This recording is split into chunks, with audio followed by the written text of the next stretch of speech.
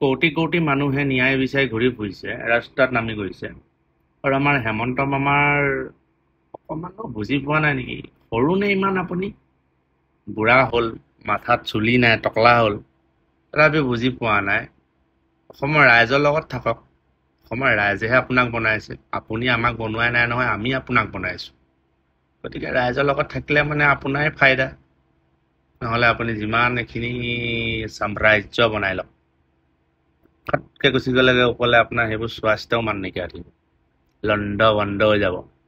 মই ভাবো জুবিন দাৰ নিচিনা হ'ব লাগিব। দেখিছে জুবিন দা মানুহ। আমিও গৈছিলো পণ্ডিচেৰীৰ পৰা একদম Chennai, Chennai to West Bengal, West বেংগলৰ পৰা গুৱাহাটী পাইছো। ভাবিছ, এটা সাধাৰণ মানুহ মই 50-60 হাজাৰ টকা খৰচ কৰি পিনে জুবিন দাক চাব গৈছো, কাৰণ ভাল লাগে। আপুনিও এনেকুৱা কাম কৰক ভাল লগাৰ, ভাল পাব।